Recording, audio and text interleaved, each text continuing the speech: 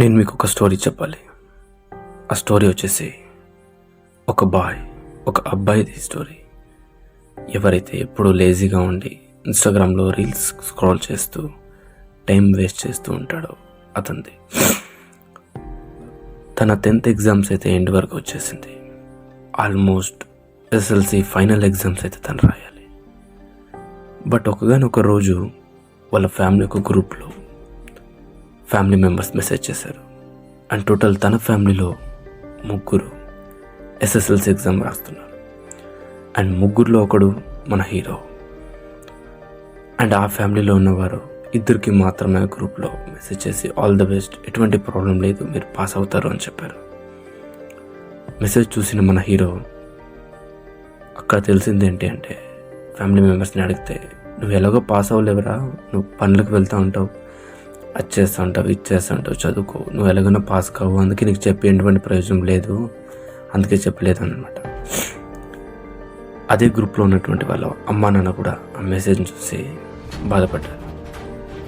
కానీ సంవత్సరం మొత్తం చదవకుండా టైం వేస్ట్ చేస్తూ, ఫ్రెండ్స్తో తిరుగుతూ, మొబైల్ స్క్రోల్ చేస్తూ ఎక్కువగా బుక్స్ టైం అయినటువంటి మన హీరో ఆ రోజే డిసైడ్ చేసుకున్నాడు, నేను ఎస్ఎస్ఎల్సిలో 85% స్కోర్ చేయాలి. అండ్ అలాగే ఫ్యామిలీలో 3 కన్నా టాప్ లెవెల్లో నేను ఉండాలని డిసైడ్ చేసుకున్నాను. అండ్ అదే ఒక వే ఆఫ్ థాట్తో తను ఎగ్జామ్ స్టార్ట్ అయింది. రివిజన్స్ అన్ని ప్లాన్ చేసుకున్నాడు. వాంటెడ్ క్వశ్చన్ పేపర్స్ ప్రతి ఒక్కటి నోటెడ్ చేసుకున్నాడు. ఎలా అంటే రిమైనింగ్ ఎగ్జామ్స్లో ఒక ఎగ్జామ్లో కూడాను 35 అబోవ్ తీసుకొని అతను ఒక్కొక్క సబ్జెక్ట్లో దాదాపుగా 70% పైన స్కోర్ చేశాడు. దానికి రీజన్ ప్రీవియస్ ఇయర్స్ క్వశ్చన్ పేపర్స్ని గ్యాదర్ చేసి ప్రతి ఒక్క క్వశ్చన్ పేపర్ని చదివాడు.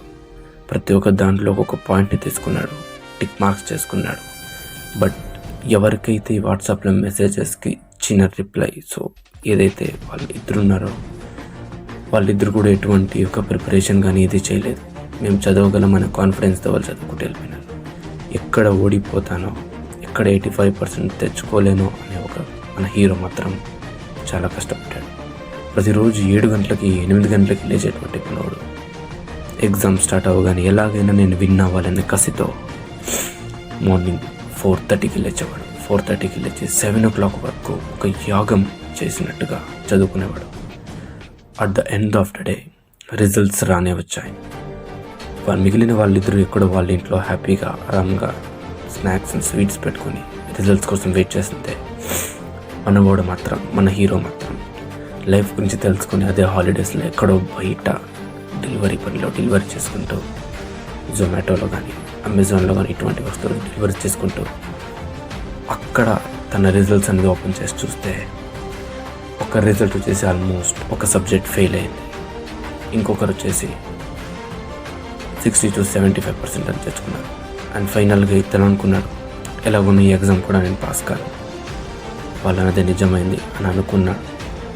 కానీ అప్పుడే కాల్ వచ్చింది తన నాన్నగారి నుంచి, సాధించావురా, దాదాపుగా 90% నువ్వు స్కోర్ చేయగలిగావు, ఇన్ని సంవత్సరాలు నువ్వు చేయలేంది ఈరోజే చేసావంటే దానికి కారణం ఏంటి అంటే, నిన్ను తక్కువగా చూసేవాళ్ళు ఇప్పటి వరకు నీకు ఎదురు రాలేదు, నేను తక్కువగా చూసేవాళ్ళు ఇప్పుడు వచ్చారు, నువ్వు ఎదిగావు.